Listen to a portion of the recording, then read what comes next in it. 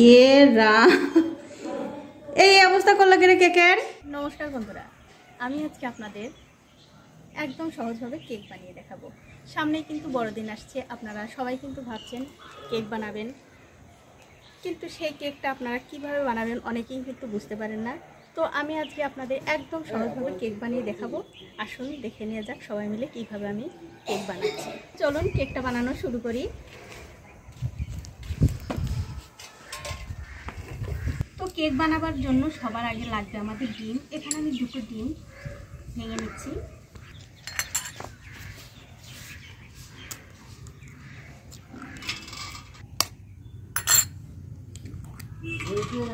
তার মধ্যে দিয়ে দিচ্ছি হাফ কাপ চিনি। এখন এই চিনি আর ডিমটা খুব ভালো করে ফেটিয়ে নিতে হবে। যতক্ষণ না এই চিনিটা ভালো করে গলে যাচ্ছে ততক্ষণ কিন্তু ফেটাতে হবে।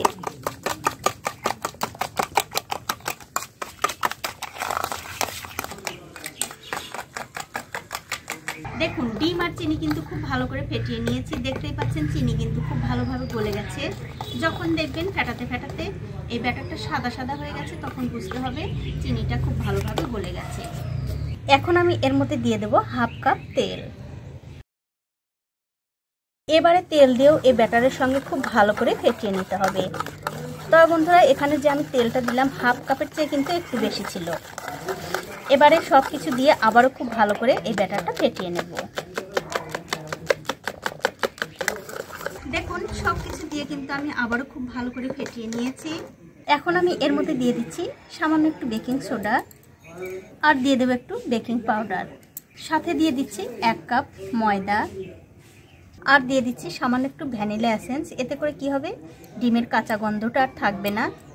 সবশেষে এর মধ্যে সামান্য একটু নুন দিয়ে আবারও খুব ভালো করে ফেটিয়ে নিতে হবে।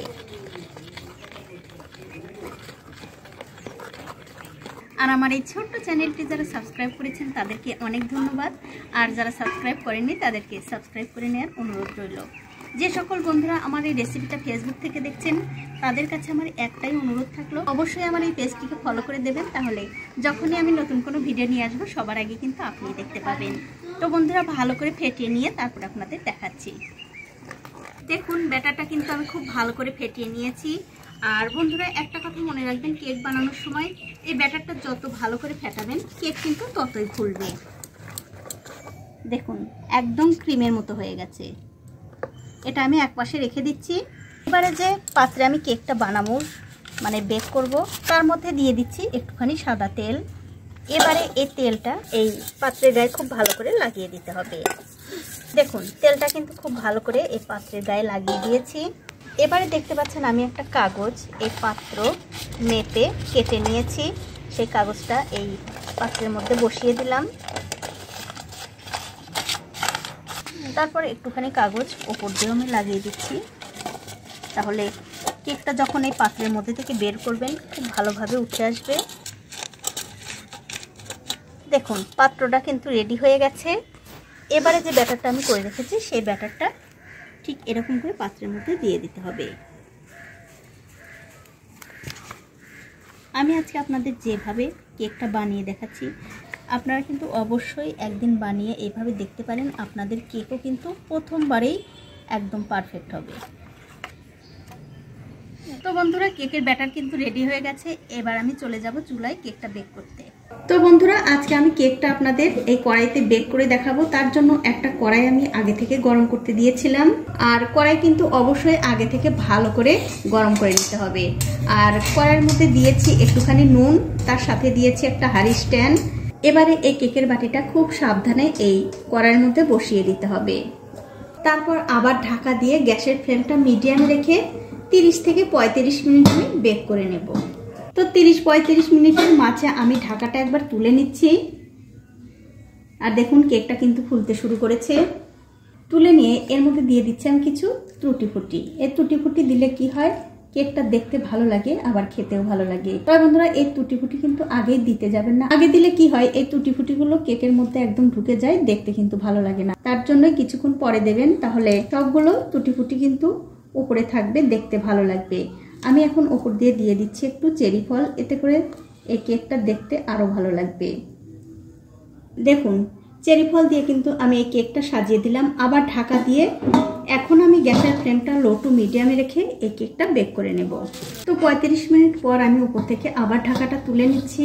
আর দেখুন কেকটা কিন্তু কত সুন্দর একদম ফুলে উঠেছে। আর দেখুন কেকটা কিন্তু খুব সুন্দরভাবে বেকও হয়ে গেছে। তো আপনাদের আরো একটু ভালোভাবে বোঝানোর জন্য আমি একটা এরকম পরিষ্কার কাঠি নিয়েছি। এই কাঠিটা এখন কেকের মধ্যে দিয়ে দেখব যে কেকটা ঠিকঠাক বেক হয়েছে কিনা।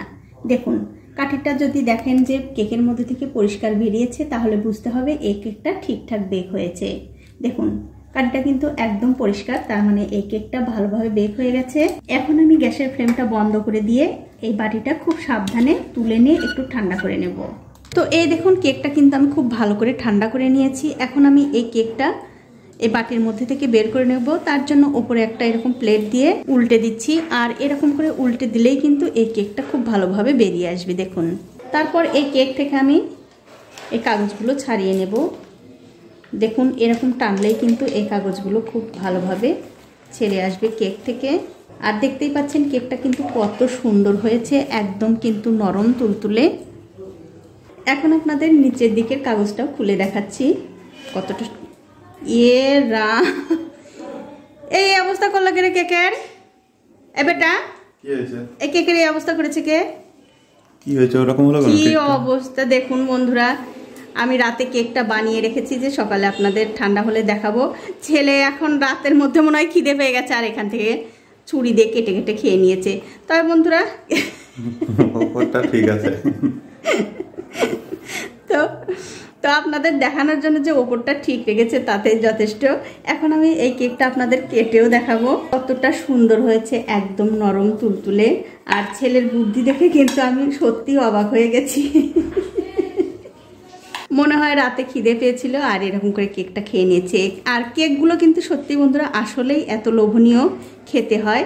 আর দেখতেই পাচ্ছেন কত সুন্দর, একদম কিন্তু নরম তুলতুলে, মুখে দেওয়ার সঙ্গে সঙ্গে মিলিয়ে যাবে। বাচ্চারা যে চুরি করে খাবে না এর কোনো মানে নেই। আপনারাও কেক বানিয়ে কিন্তু অবশ্যই সেফটি জায়গায় রাখবেন। তো বন্ধুরা আমার আজকের কেক বানানোর রেসিপিটা আপনাদের কেমন লেগেছে? যদি ভালো লেগেই থাকে অবশ্যই একটা লাইক, কমেন্ট আর শেয়ার করতে ভুলবেন না।